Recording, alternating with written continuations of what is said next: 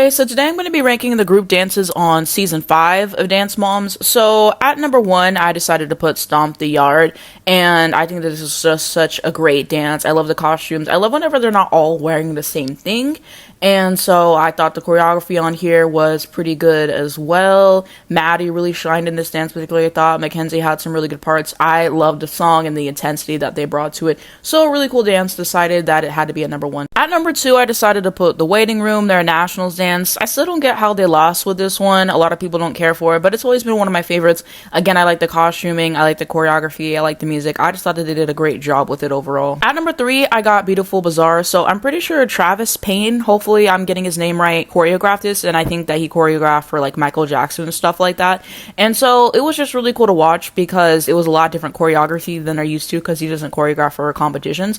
But I just think that this is a stellar dance overall. Mackenzie was supposed to be the lead, and then in Abby fashion, she decided, to tell them to give Maddie lead. And Maddie did incredible in this dance. I thought that they all did well with it. I thought the front aerial at the end was super cool. I love the costumes, love the eye makeup, love the choreography, and has to be one of the best ones that they've ever done. So high praise for me. At number 4, I got Always a Bridesmaid. So I just thought that this was a gorgeous dance. I absolutely love the music, love the costuming. The choreography was great, and yeah, really, really amazing. At number 5, I got The Domino Effect. So this was the one that was after the music video drama with Maddie B, I think, and so Abby was taking jabs a week, and then Kalani wasn't in this one because of her age, but I think she definitely should have been in. But I love the music, and I love the kind of darkness that it has to it, a more contemporary piece. The costumes are gorgeous. I thought the choreography was stellar. This is a very underrated dance by them, and I had to have it in my top 5. At number 6, I got Tell Me What You Want. So this was a Spice Girls routine that they did, and so someone basically said that they kind of got set up with it just because it was like they kept beating candy apples and they won like 2 years straight with their routines. And so I thought that they had a lot of fun with it though. Like, this has a lot of entertainment value. I thought Mackenzie really shined in this dance. I like the song, and Mackenzie ate the next week whenever Abby was talking about how they didn't win, and she said, well, it was just for entertainment, it wasn't really a competition dance. But it was still really fun anyway, so I decided to have it up here. At number 7, I got Voices in My Head. So this is their pretty lyrical routine that we've come to know and love. Mackenzie, again, was supposed to be the lead of this one, and then Abby switched up. The fact that she did that to Mackenzie 2 weeks in a row, yeah, she's so wrong for that. So Maddie did a great job as a lead, as always, and I really liked it. I thought the song was pretty. I thought they danced really well together. I liked all the parts and just the way that the choreography flowed. So I think that this is a great routine, but this is whenever they went up against MDP, and I think they did Monsters on My Bed, and MDP definitely deserved to win that week. At 8, I got Don't Fence Me In, and so this one kind of reminds me of like the earlier era of Dancemoms. I think it might be kind of the song and the vibe of it, but I like that kind of aspect about it. I thought the costumes, it was good for what it was. I liked the choreography. It was interesting to see them incorporate the fence in it as well, so I thought that this was a great number, and they did really well with it. At 9, I got Made in the Shade. So they did this one with umbrellas, and whenever I was rewatching it back to kind of get my thoughts ready for this video, I was like, you know what? This was actually like a really good dance. Like, the music was pretty, the umbrellas, the incorporation of it was interesting. They did it well. 10, I got Dance in the Rain. So another one that I was like, rewatching it, it was good. I think I appreciate the song more. I thought the costumings were super pretty. The choreography, I think, was decent. So I was able to appreciate it as I rewatched it again. At number 11, I got No Laughing Matter. So this was the acro dance that they did. It was only 4 of them, and then Sarah Reasons was a guest for that week. I thought it was good for what it was. I liked the costumes and stuff like that. At number 12, I got Moulin Rouge. So they did this the same week, and they split everybody up, but Mackenzie was in both dances, and she definitely ate, so I gotta give her props for that. And so this knockoff Lady Marmalade song, I wish they were able to actually use original songs. I need to find an audio soft for it, but I thought it was entertaining. I thought they did decent with it. At number 13, I got Traitor, also known as Shame on You. And so this is the one where Abby was trying to get back at Nia because she was doing her music stuff separate from her. She was mad about that, and the music video drama that season was so stupid, but I digress. And so, jokes on Abby though, because they actually won with this routine. Nia did a great job as a lead. I kind of agree that she should have had like a different costume to stand out, but I like the costumes and stuff. I don't like the music. I don't think it goes well with the whole point of what the dance is supposed to be, but the choreography was good. It was a good dance, kind of underrated. At 14, I got Decadent Darling. So this was a musical theater piece, I believe. It's different from what they typically do, but I thought it was fun. I like the costuming and stuff. Might be a little bit elementary for them, but it's nice whenever they switch it up and don't do the same thing all the time. At 15, I got Dance Bop, and so yeah, different than what they typically do, but I still enjoyed it. I like the shoes that they're wearing. I thought they were were cool. The costuming was good. I liked the choreography. So yeah, definitely not a top tier number, but certainly not a bad number either. At 16, I got platinum. It's definitely better than I remembered. I'll give them that. The costuming is decent. It's a decent dance. At 17, I got Mad Max. So this is one of the ones that they did in Australia, and so it's only 4 of them.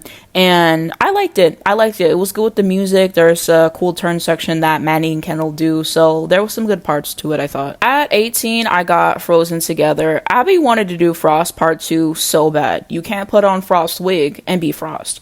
But, you know, it wasn't too bad. You know, I don't like the face makeup. I will say that. The costuming was decent. I thought the choreography was decent. It's not really one that stands out to me, but I don't hate it. At 19, I got Collateral Damage Show. Another one I kind of appreciated more watching it. And I hate the song for this one. You know, I will say that. That's why it's down at this point. But, you know, I thought that it did well with it. Maddie had this cool turn in the dance. At 20, I got Fearless. So this was for the Asher Awards performance that they did. Yeah, Maddie fell out of her turns, but it didn't ruin the performance.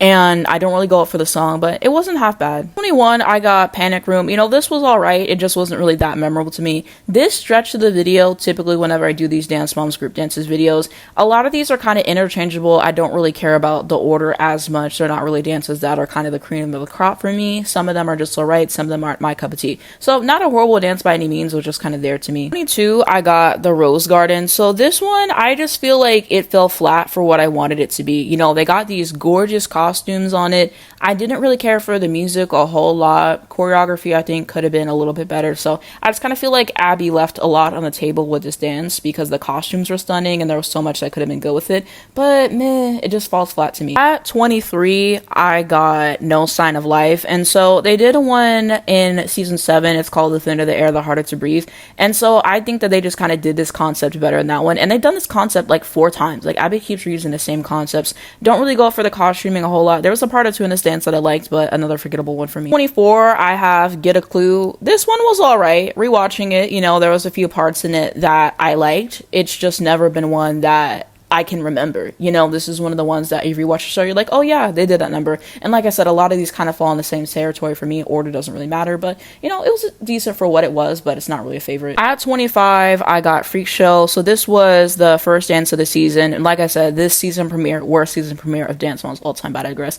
But I mean, yeah, again, a good part of 2, but I don't really go for this dance. At 26, I got I'd Rather Be. This was a snooze fest for me. Hated the song. Great costumes though. Choreography was underwhelming. Yeah, very forgettable in my opinion. At 27, I got Together We Stand. Great costumes. I think the song, absolutely atrocious. This dance was very much a snooze fest for me. I don't like it. At 28, the very bottom, I got Something to Believe In. So this was basically just the one about different religions and stuff like that and kind of talking about it.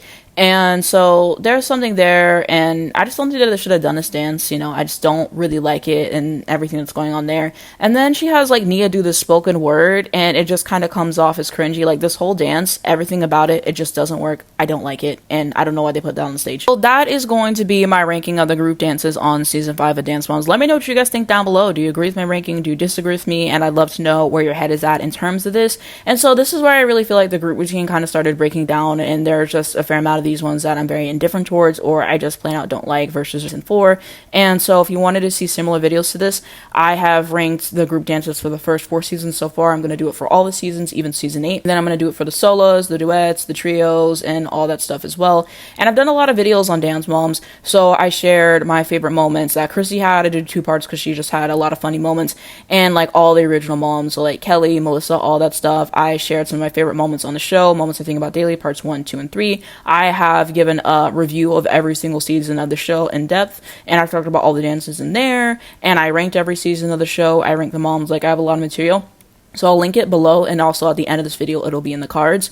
And if you enjoyed this video, give it a like, helps out a lot. You can also subscribe if you want to see more. If it's a bell, you get notified when I make a new video, so you not miss new videos come out.